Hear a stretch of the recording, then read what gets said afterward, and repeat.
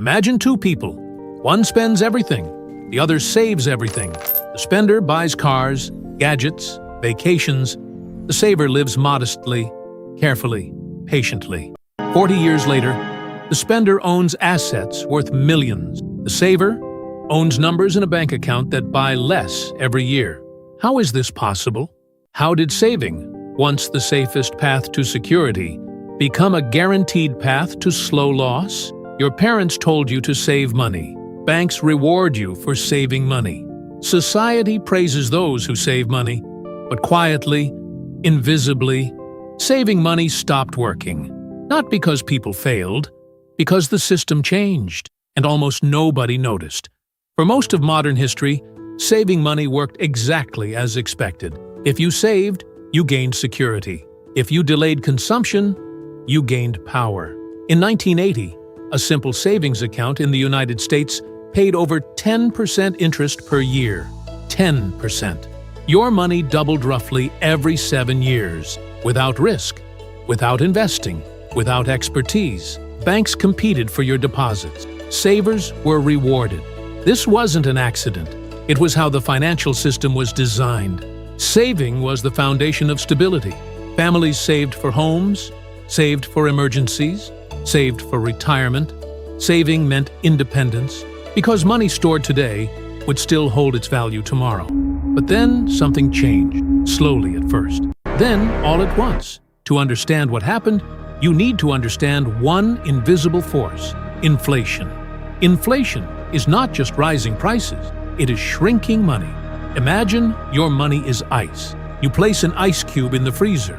You expect it to stay frozen, but every year, the freezer warms slightly. The cube melts, slowly, quietly. Even though the cube looks the same, it contains less substance. This is inflation.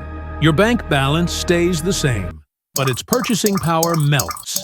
In 2000, $100 could buy a full cart of groceries. Today, that same $100 buys far less. The number didn't change. The value did. And here is where saving begins to fail. Because saving only works if your money grows faster than inflation. If your savings earn 2%, but inflation is 5%, you are not gaining 2%. You are losing 3% every year, silently, relentlessly. But inflation alone isn't the full story, because something else changed too. Interest rates collapsed. The turning point began in the early 1970s. Until then, money was tied, indirectly, to something real: gold. This connection limited how much money could be created. It imposed discipline. But in 1971, that link was severed. Money became fully flexible, expandable, unlimited. This gave governments and central banks a new power. They could create money at will, and they did, especially during crises. After the 2008 financial crisis, central banks around the world made a historic decision. They slashed interest rates to near zero. This was done to stimulate the economy. Cheap borrowing would encourage spending, investing, risk-taking. But there was a hidden cost.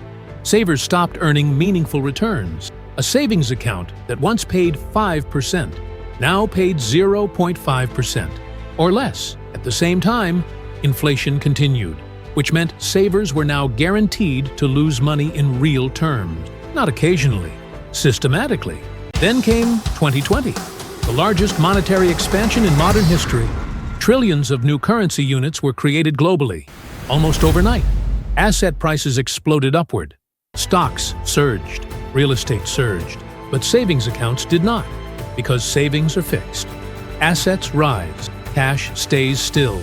And in a world where money supply grows faster than goods and services, cash becomes weaker. Inevitably, this created a new financial reality, one where saving is no longer enough. Because the system no longer rewards stillness, it rewards movement. It rewards ownership. People who owned assets benefited enormously. Homeowners saw property values double or triple. Investors saw portfolios multiply. But savers stood still, and standing still became falling behind. This reshaped society in profound ways. Wealth began to concentrate among asset owners, while cash holders lost purchasing power. The cautious were punished. The risk-takers were rewarded, not because they were smarter, but because the system pushed them forward. This is why housing feels unaffordable, why investments feel necessary, why simply working and saving feels insufficient. Because the rules changed, quietly. Saving used to be enough. Now it is only the beginning, not the solution. Cash no longer represents safety. It represents exposure. Exposure to inflation, exposure to policy, exposure to erosion. And most people never realized this transition happened because nothing visibly broke. There was no crash, no announcement, just a slow transfer of power from savers to asset owners. Saving money is not useless, but saving alone is no longer protection. It is preservation at best, erosion at worst. Because money is no longer designed to remain static. It is designed to move, to circulate, to inflate, to expand. And those who understand this adapt. They convert money into assets, into ownership, into things that rise with the system. Instead of being weakened by it, the most dangerous financial strategy today is believing the old rules still apply. Because they don't, and they haven't for a long time. So here is the question. If saving money slowly makes you poorer, was saving ever the goal? Or was ownership always the real game? Comment below.